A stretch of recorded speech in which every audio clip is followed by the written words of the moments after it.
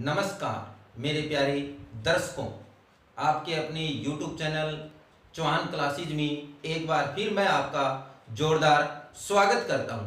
प्यारे विद्यार्थियों, आज हम समाजशास्त्र की दूसरी पुस्तक के अध्याय नंबर 2 पर विस्तार पूर्वक चर्चा करेंगे। तो आइए प्यारे विद्यार्थियों, अध्याय नंबर 2 सांस्कृतिक परिवर्तन। तो आज हम इस पर क्या करेंगे, चर्चा करेंगे। सांस्कृतिक परिवर्तन। सांस्कृतिक परिवर्तन को 4 प्रक्रियाओं के रूप में देखा जा सकता है। भी जो क्या है, सांस्कृतिक परिवर्तन है, उसको क्या कर सकते हैं, 4 प्रक्रियाओं के रूप में देख सकते हैं। सबसे पहला है संस्कृतिकरण, आधुनिकरण, लौकिकीकरण, पश्चिमीकरण। संस्कृतिकरण, अब संस्कृतिकरण है वो किसकी देन है, एम.एन. श्रीनिवास की क्या है, देन है। हमने पीछे के अध्यायों में क्या कर लिए, संस्कृतिकरण के विषय पर चर्चा कर लिए। भी संस्कृतिकरण की उत्पत्ति एम.एन. श्रीनिवास की क्या है, देन है। और इसके अलावा प्रबल जाति या प्रभुत्व जाति, ये भी किसकी देन है, एम.एन. श्रीनिवास की क्या है, देन है। उसके बाद में है आधुनिकरण, मतलब नए विचार, नया युग। लौकिकरण, लौकिकरण का अर्थ हो जाएगा सर्वधर्म समभाव की भावना से क्या करना, प्रसार करना। या फिर प्रजातांत्रिक,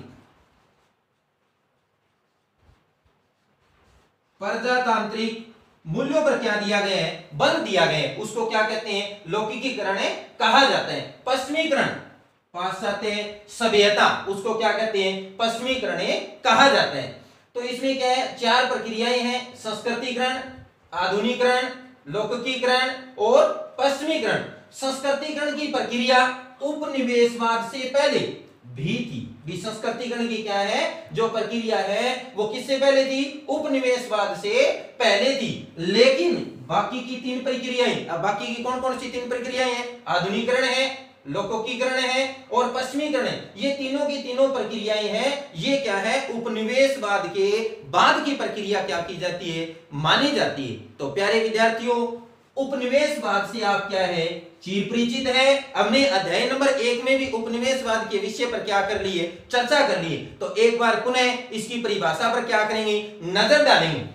एक स्तर पर एक देश द्वारा दूसरे देश पर शासन करने की प्रक्रिया को उपनिवेशवाद माना जाता है। तो प्यारे विद्यार्थियों, भी एक देश द्वारा एक स्तर पर क्या करना, दूसरे देश पर शासन करने की प्रक्रिया को क्या माना जाता है, उपनिवेशवाद माना जाता है। अब उपनिवेशवाद का जो शासन है वो भारत में क्या है, अन्य शासनों से ज्यादा प्रभावित रहा है। उसके बाद में है समाज सुधार आंदोलन। उन चुनौतियों के जवाब थे जिन्हें भारत के लोग क्या कर रहे हैं, अनुभव कर रहे हैं, महसूस कर रहे हैं। जैसे सती प्रथा, बाल विवाह, विधवा पुनर्विवाह तथा जाति प्रथा। समाज को सुधारने के लिए जो समाज के क्या थे, समाजशास्त्री थे, उन्होंने क्या किए, कई आंदोलनों का सहारा लिया और उन आंदोलनों के माध्यम से समाज में क्या लाई गई, जागरूकता लाई गई, चेतनशीलता लाई गई। लोगों को बढ़ चढ़कर क्या किया गया, आंदोलन में भाग लेने के लिए प्रेरित किया गया। तो इसी कारण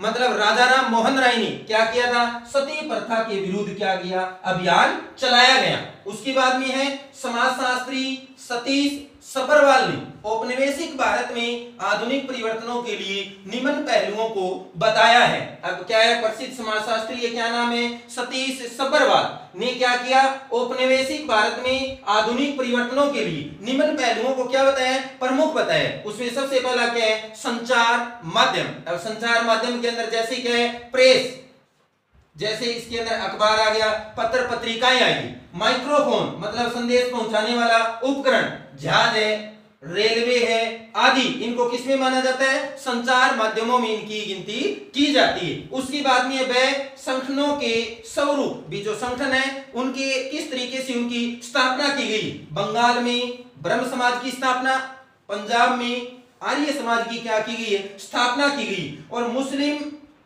महिलाओं की राष्ट्र स्तरीय संस्था अंजुमन ए खवातीन ए इस्लाम की क्या की गई, स्थापना की गई। भी मुस्लिम महिलाओं की राष्ट्र स्तरीय संस्था, भी पूरे देश की क्या एक संस्था है, उसका क्या नाम है, अंजुमन ए खवातीन ए इस्लाम की क्या की, स्थापना की। उसके बाद में सह है विचार की प्रकृति, स्वतंत्रता तथा उदारवाद के नए विचार, भी स्वतंत्रता है। जो उदारवाद है उसकी क्या है, जो नई नई क्या है विचार है, नए विचार, परिवार संरचना मतलब ढांचा, विवाह संबंधी नियम भी, विवाह है उसके संबंधित जो क्या है नियम कानून है उन पर भी क्या की गई है, चर्चा की गई। जैसे पीछे हमने चर्चा की थी भी जाति के भी क्या होते हैं, कठोर नियम होते हैं, उसी तरीके से विवाह के भी क्या है नियम है।